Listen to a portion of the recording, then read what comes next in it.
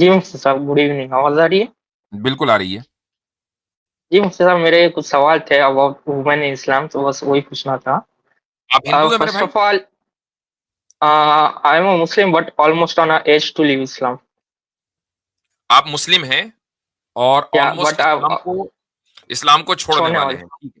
हाँ, अच्छा, तो ये यानी प्रैक्टिसिंग मुस्लिम रहे आप, ये नॉन प्रैक्टिसिंग? प्रैक्टिसिंग। प्रैक्टिसिंग मुस्लिम रहे। तो जरा सा कुछ सवालों के दो चार जवाब दे दें। वही। जी, वजू कैसे करते हैं?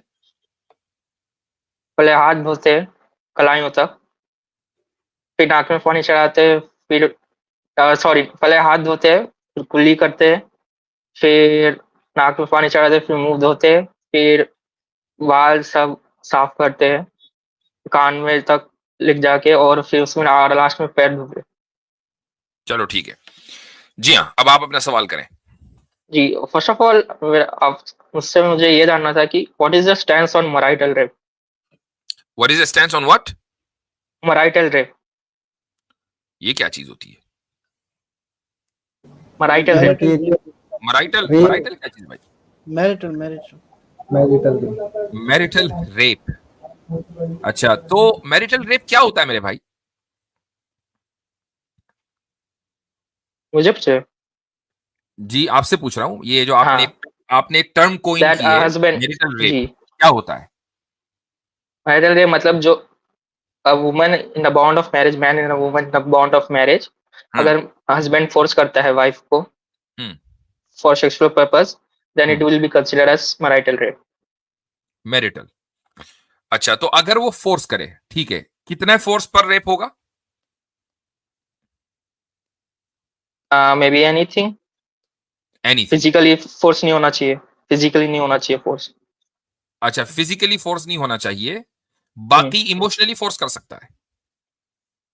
नहीं वो भी नहीं सही। अच्छा, इमोशनली भी फोर्स नहीं कर सकता। तो जैसे ही वो अपनी ख्वाहिश का, मान लीजिए अगर उसने अपनी ख्वाहिश का इजहार किया और औरत की ख्वाहिश नहीं हो रही है, हम्म, और औरत ने सोचा कि यार ये मेरा इतना करता है, पूरी जिंदगी का साथ साथ है, अगले जन्म में भी साथ ही रहना है, इन केस मसलन वो अगर हिंदुइज्म से आता है, चलो मैं इसकी बात मान लेती हूं, तो ये तो इमोशनल अत्याचार तो हो गया ना ये, यही वो ब्लैकमेल तो हो गई। आई एम सॉरी, वापस से रिपीट कर सकते हैं आप? एक औरत से मर्द ने, यानी शौहर ने औरत से अपनी ख्वाहिश का इजहार किया, हम्म, औरत का दिल नहीं चाह रहा है, औरत तैयार नहीं है, मेंटली या हम्म, फिजिकली वो रेडी नहीं है, लेकिन वो मर्दों के एहसान को सामने रखकर, मर्द के अपने शौहर के एहसानात को सामने रखकर के मेरा बहुत ज्यादा ख्याल रखता है, तो चलो मैं इसकी बात मान लेती हूं, हम्म, मजबूर होकर उसने बात मान ली, तो ये फोर्स है या नहीं है? नहीं, इट्स अ क्यों? कंसेंट। क्यों कंसेंट वो क्यों है भाई? दे रही वो है, तो मजबूर है। वो वो ये दे तो सोच रही रही है है, वो एट ये द सोच एंड। रही है, होल्ड ऑन, वो ये सोच रही है कि मैंने इसकी बात आज नहीं मानी, कल ये मेरी बात नहीं मानेगा, तो वो मजबूर है, और वो ये सोचकर कंसेंट दे रही है, तो मजबूरी का इसका मतलब ये होगा, मजबूरी के कंसेंट को आप कंसेंट मानते हैं?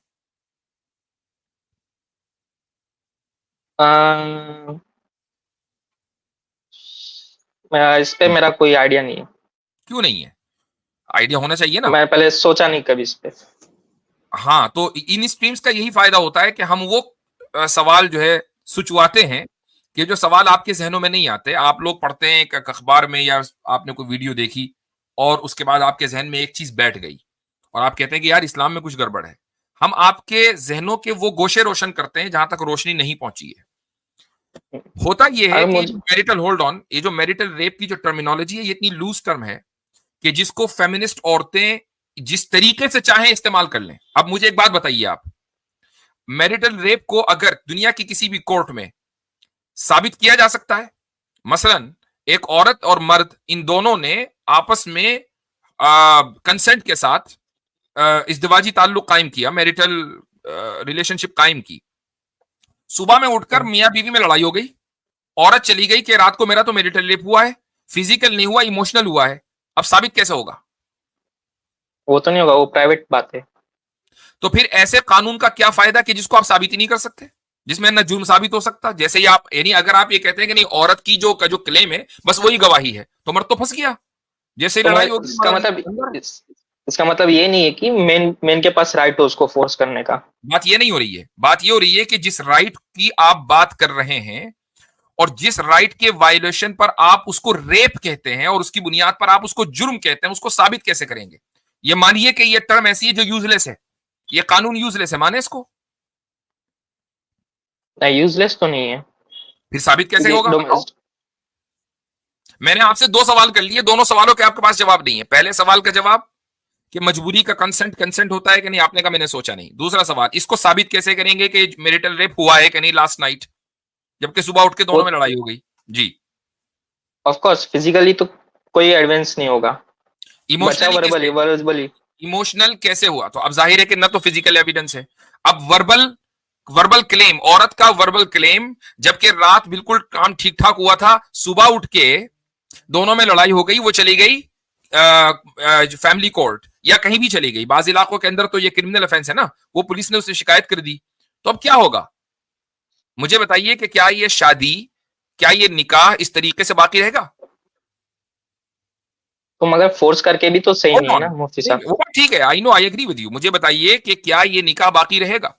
अगर मैरिटल रेप के ताल्लुक से कानून बन गया, चाहे वो सिविल लॉ हो या क्रिमिनल लॉ, मुझे बताइए कि क्या वो फैमिली बाकी रहेगी?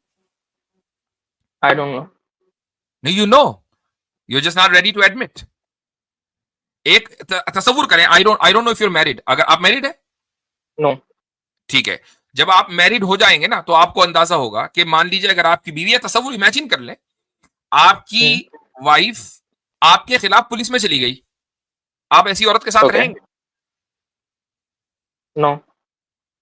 इसका मतलब यह हुआ कि ऐसी खातून के जो झूठा केस, मसलन अपने शौहर के साथ, और इस मामले में झूठे केसेस बहुत होते हैं, झूठा केस कर दे, इमोशंस में आकर लड़ाई हो गई, इमोशन में आकर उसने झूठा केस कर दिया, तो ऐसी फैमिली तो बाकी नहीं रह सकती। तो अब मुझे बताइए कि वो कानून के जो फैमिलियों को तोड़ देता हो, क्या वो कानून या वो टर्म जो फैमिलीज को तोड़ देती हो, क्या वो टर्म सही है? मगर ये वुमेन्स को बचा भी तो रहा है ना। आंसर टू माय क्वेश्चन, क्या वो टर्म सही है? एक बार रिपीट कीजिए। वो कानून या वो टर्मिनोलॉजी जो फैमिलीज को तोड़ने का की वजह बनती हो, क्या वो टर्म या वो कानून सही है? फैमिलीज तोड़ने का कैसे मतलब? अभी तो आपने बोला कि अगर आपकी बीवी आपके खिलाफ पुलिस में चली जाएगी तो आप उसके साथ नहीं रहेंगे, तो ऐसे ही अगर मियां बीवी के दरमियान हंसी खुशी ताल्लुक कायम हुआ, सुबह उठकर बीवी चली गई लड़ाई की वजह से कोर्ट में, तो जाहिर है कि वो हस्बैंड क्यों रहेगा उसके साथ? फैमिली टूट जाएगी। और अगर उनके बच्चे हैं तो बच्चे रह लेंगे, बच्चों का मुस्तकबिल का क्या होगा? तो आपकी होल्ड ऑन, पहले हम आपसे बात कर लेते हैं ना। आपने एक टर्मिनोलॉजी, हम पहले टर्म को डिकंस्ट्रक्ट करेंगे, उसके बाद बात करेंगे उसकी, पहले टर्मिनोलॉजी को डिकंस्ट्रक्ट किया जाएगा। तो ये जो टर्म है जो फेमिनिज्म ने आपको दी है, जो लिबरलिज्म ने आपको दी है, ये इतनी लूज टर्म है कि उसकी वजह से फैमिलीज टूट जाती हैं। तो मुझे बताएं कि क्या आपको ये पसंद है कि आपकी फैमिली टूट जाए? आपकी तो अभी फैमिली शुरू नहीं हुई है, आपके पेरेंट्स की फैमिली टूट जाए, आपको पसंद है? नो। नहीं। एक आदमी फितरी तौर पर कभी भी ये नहीं चाहेगा कि मेरी फैमिली या मेरे पेरेंट्स की फैमिली या मेरे जानने वालों में से किसी की भी फैमिली टूट जाए। लेकिन जो लिबरल लॉज हैं वो सारे के सारे ऐसे ही हैं कि जिनसे फैमिली टूटती है। तो मुझे बताइए कि आपने उन लॉज को सुपीरियर कैसे समझ लिया कि जो आपकी फितरत के खिलाफ है? Every law can be abused. Let's talk about this law. Can this be abused more than any other law? Of course.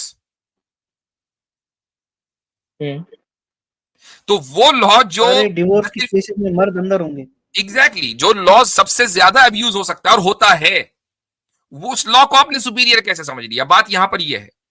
रही ये बात कि इस्लाम इस ताल्लुक से क्या कहता है, जाहिर है कि इस्लाम में जबरदस्ती का तो कोई मतलब ही नहीं है।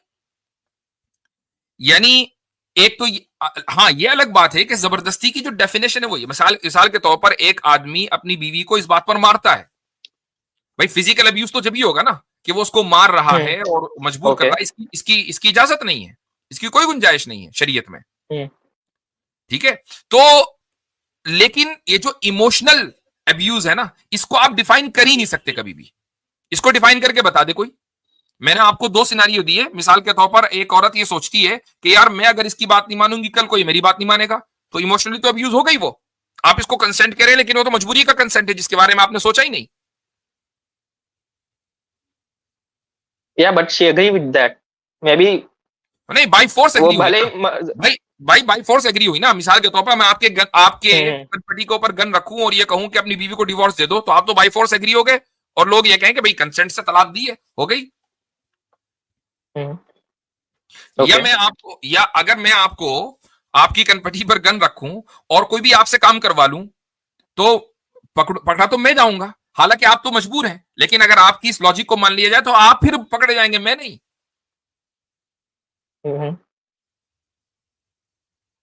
ओके जी, तो आपकी इस टर्म को हमने डिकंस्ट्रक्ट कर दिया और यह साबित हुआ कि यह टर्म निहायत वाहियात किस्म की टर्म है। इसका कोई एक मुहज्जब मुआशरे के अंदर वजूद नहीं होना चाहिए। ये फेमिनिज्म और उस फेमिनिज्म की का पेश करदा प्रपोजल है, उसका ये एक आइडिया है कि जो फैमिली सिस्टम के खिलाफ है। ये याद रखिएगा कि फेमिनिज्म इज एंटी फैमिली। आप एक फैमिली से आते हैं और आपने खुद ही कहा कि मैं नहीं चाहूंगा कि मेरे माँ बाप सेपरेट हो जाएं, लेकिन अगर आप एक फेमिनिस्ट से पूछेंगे ना, तो वो कहेगी कि अगर एक औरत नहीं चाहती तो उसको बिल्कुल मर्द नहीं चाहता, तो फैमिली का कोई मतलब ही नहीं है।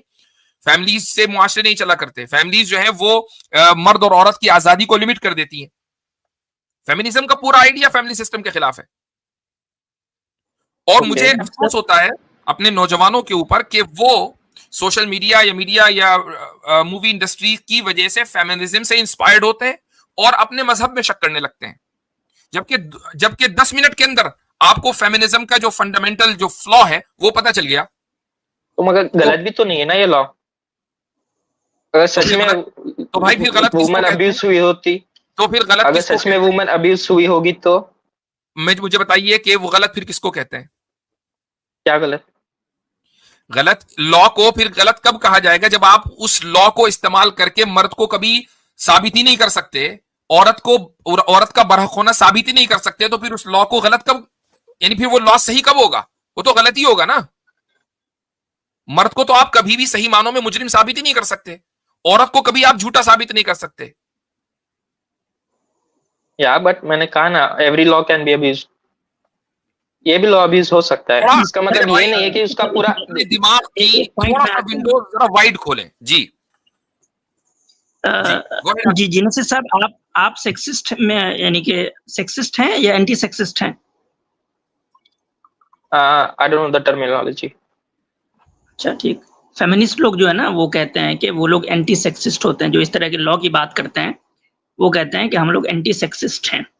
पता है ये लॉ अपने आप में सबसे ज्यादा सेक्सिस्ट लॉ है। आपको समझ आ रही है? ये लॉ एक ऐसा लॉ है जिसमें सेक्सिज्म जो है, यानी कि ये प्री सपोज पहले ही मान लिया गया है कि औरत जो है वो इसमें सही साबित हो ही जाएगी। ठीक है, यानी कि पॉसिबिलिटी उसके सही साबित होने की सिर्फ इतनी है, उसके क्लेम के लिए कुछ नहीं करना, बस इतना करना है कि बस जाके बोलना है कि मेरा कंसेंट नहीं था, दैट्स इट, खत्म। वो ये ना जो असदुद्दीन ओवैसी साहब का था, वो जिसमें वो कह रहे थे कि मतलब मुफ्ती साहब गलत भी तो नहीं है ना ये? अरे मैं बोल रहा हूँ कि हाँ ठीक है। खामोश रहो। आसिम भाई, ऐसा है कि जिन लोगों को टर्मिनोलॉजी, बेसिक टर्मिनोलॉजी नहीं पता है, हमें बात उनसे करनी पड़ती है, तो हम उनको टर्म्स भी बताएं। अब ये जो आपने टर्म इस्तेमाल किए सेक्सिस्ट और नॉन सेक्सिस्ट, पहले इसको डिफाइन तो कर दे हमारे मोहतरम के लिए। इनके तो सर पे से गुजर रही है। सेक्सिस्ट होता क्या है? मुझे एक बात बताएं, और मैं अभी आसिम भाई आपसे भी चाहूंगा कि आप जरा टर्मिनोलॉजी की वजाहत कर दें, जो आपने दलील दी है उसकी वजाहत कर दें। जेनेसिस भाई जरा ये बात बताएं कि आपका जो पूरा दावा है ना, वो ये कि तो गलत भी तो नहीं है ना। यानी अगर एक लॉ को 90% अब्यूज किया जा सकता हो और 10% वो कहीं सही हो, तो उस लॉ को तो खत्म कर देना चाहिए, चूंकि 90% तो वो गलत है। और ऐसे ही होता है इन केसेस में। जी गो अहेड आसिम भाई। जी, हालांकि ये हमारी टर्मिनोलॉजीज नहीं है सेक्सिस्ट वगैरह की, हम लोग अपने पैराडाइम में यूज नहीं करते। ठीक है जेनेसिस भाई, ये फेमिनिस्ट ही आपको हर जगह बोलते फिरेंगे, हर मामले में जहां कुछ आप बात होगी, अरे ये तो सेक्सिस्ट है, ये तो सेक्सिस्ट है। तो सेक्सिस्ट का मतलब ये होता है जेनेसिस भाई कि सेक्स के बेस पे कोई ऐसी चीज बनाना जिससे कोई एक सेक्स डिस्क्रिमिनेट हो जाए। ठीक है, ये इसका मतलब होता है। सॉरी मैं कह रहा था कि ऐसी बात है कि मर्द भी तो फिर उसका भी मैरिटल रेप हो सकता है मतलब वो मर्द भी जाएगा कल को कि मेरा जबरदस्ती हो गया। यही तो बात है ना कि ये मर्दों के बारे में नहीं सोचेंगे, मैरिटल रेप उसका भी हो सकता है। राइट की बात कहाँ गई? ऐसे जेनेसिस भाई आपको क्या लगता है कि कवानीन में आपने ये नेसेसरी कर दिया है, लाजमी कर दिया है कि मर्द जो है वो कमा के ला के दे, और अगर वो नहीं देगा भाई उसका कंसेंट इसमें कहाँ गया?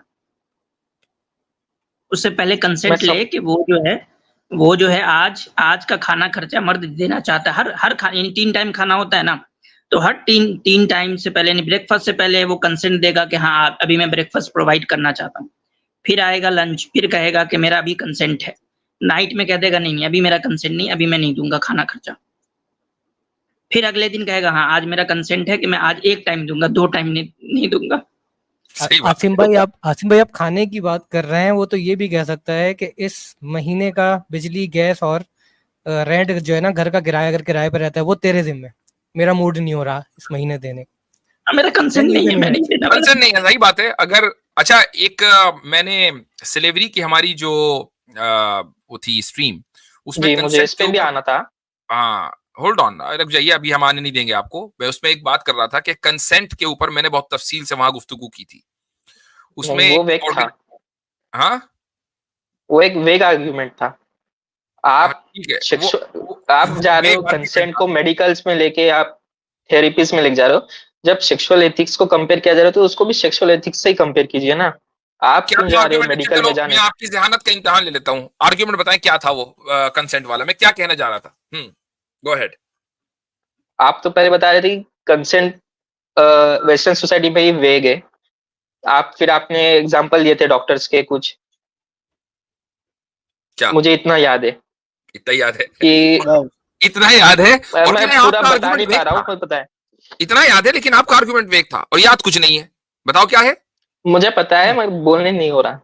नहीं क्यों नहीं भाई, मुझे जो चीज मुझे पता है मैं तो बोल लेता हूं। आपको पता है आप बोले जी, बोलिए, टाइम स्टार्ट्स। जी नहीं, मैंने बोल दिया। इससे तो कहीं भी साबित नहीं हुआ कि मेरा आर्ग्यूमेंट वेग था। वेग का मैं बोल रहा था कि आप सेक्सुअल एथिक्स को सेक्सुअल एथिक्स से कंपेयर कीजिए ना वेस्टर्न सोसाइटी के। बताओ ना क्या है मेरा आर्ग्यूमेंट। आपने बोल रहे थे आप बोल रहे थे कि कंसेंट के बारे में, कि एक स्लेव वुमन कंसेंट देती है या नहीं देती है सेक्सुअल राइट के लिए फॉर द मास्टर। मैंने कंसेंट के बारे में क्या बोला वो बताएं। आपने कहा कि कंसेंट वेस्टर्न सोसाइटी में भी काफी वेग है। हाँ वो कैसे है वो बताएं। अब वो मेरे को पूरी रिकॉर्डिंग देखनी पड़ेगी, उसके लिए मैं कहाँ जाऊं? नहीं आपको तो पता है ना, जब भी तो आपने वेगनेस का जो हुक्म लगाया है तो इसका मतलब ये है कि आपको पता है। जी हाँ, मैं ओवरऑल आपको बता रहा हूँ, मेरे को ऐसा पर्टिकुलर पॉइंट से याद नहीं है। मैं अपना एक आर्गुमेंट मुझे कर रहा था, आपने मुझे बोलने से रोक दिया और पहले कहा नहीं वो तो आपका आर्गुमेंट वेग था, तो इसका मतलब आपको पता है भाई। पता है तो बताओ। हाँ मुझे पता है, बट मेरे को एग्जैक्ट नहीं याद आ रहा ना मुफ्ती साहब। मुझे पता है लेकिन मुझे पता नहीं है, इसी को कहते हैं कंफ्यूज माइंड। आगे मैं बता देता हूं कि वेग वो नहीं है, बल्कि जो कंसेंट को हमने डिफाइन किया था वेस्टर्न आइडियोलॉजी की बुनियाद पर, कि जिसकी वजह से मैरिटल रेप की जो टर्म है वो कॉइन हुई है। कंसेंट आपको प्लान्ड पेरेंटहुड जो ऑर्गेनाइजेशन है उसकी वेबसाइट पर कंसेंट की पूरी डिटेल मिल जाएगी कि कंसेंट किसे कहते हैं। उसमें यहां तक लिखा हुआ है, और उसमें मैंने एक लफ्ज बोला था फ्राइज, एफ से और RIES, हर एक जो है ये सारे के सारे इनिशियल्स हैं, याद आया? उसमें एक चीज थी, वो ये थी कि बार बार कंसेंट लेते रहे। मसलन सेक्सुअल कोर्स चल रहा है, इंटरकोर्स चल रहा है, सेक्सुअल काम चल रहा है, अब उसमें मर्द जो है वो बार बार पूछता रहे कि भाई पहले इस चीक के बारे में पूछे कि इधर कर लूं, फिर उस चीक के बारे में, फिर उसके बाद लिप्स के बारे में, फिर उसके बाद कहीं और के बारे में, और फिर बार बार ये भी कंफर्म करते रहे कि ठीक चल रहा है ना। जरा मुझे बताओ कि इतना ही नहीं है, अगर आपने पता नहीं वो वीडियो देखा होगा कि नहीं, अब एक नया ट्रेंड शुरू हो गया है वेस्ट में कि जो नाई होता है ना, नाई पहले पूछता है उसको कैन आई टच यू, मतलब कॉमन सेंस है कि नाई के पास ठीक है, नाई पूछ ले यार, नाई पूछ ले। मियां बीवी अगर हर 2 मिनट के अंदर उस अमल के दौरान एक दूसरे से पूछते रहेंगे तो ये अमल कैसे होगा? जरूरी नहीं है ना कि पूछे, अगर कंसेंशुअली हो रहा है, अगर मर्द जैसे फॉर एग्जांपल कंसेंट को उसी तरीके से डिफाइन किया गया है, और ये भी कहा गया है कि अगर ऐसा नहीं किया तो कंसेंट नहीं है। मान लीजिए अगर जैसे for example listen to me, अगर शौहर ने फ्राइज के ऊपर अमल नहीं किया, वो फ्रेंच फ्राइज नहीं खाए, तो बीवी मैरिटल रेप का इल्जाम लगाकर उसको अंदर करवा देगी या उसके ऊपर जुर्माना लगवा देगी? बात तो इसकी हो रही है। बताओ इस कंसेंट को कैसे अचीव करोगे? तो वही तो बोल रहा हूँ, अगर वो वुमन इंडल्ज होना चाहती है उस एक्ट में तो वो होने देगी, अगर नहीं होना चाहती तो वो बोल देगी नहीं होना है। ये ऐसा ही मुफ्ती साहब के ब्रेकफास्ट का कंसेंट दिया, आधी रोटी खाई, अब कहा अब आगे कंसेंट नहीं है, अब आगे ब्रेकफास्ट नहीं कर सकते तुम। सही बात है। जी हाँ, तो भाई मेरे जेनेसिस भाई, मासूम भाई, आपको मैं बता दूं कि आप इन आइडियोलॉजीज को स्केप्टिक होकर पढ़ें और अपनी फितरत को ना दबाएं। आपकी जो फितरत है ना, वो मेन चीज है, उस फितरत को ना दबाएं। इन आइडियोलॉजीज के ताल्लुक से स्केप्टिकल हों कि इन आइडियोलॉजी में क्या कमी, उनको डीकंस्ट्रक्ट करें जैसे हम करते हैं। ठीक है, हम अपनी फितरत को अबव रखते हैं और इन वेस्टर्न आइडियोलॉजीज को नीचे रखते हैं।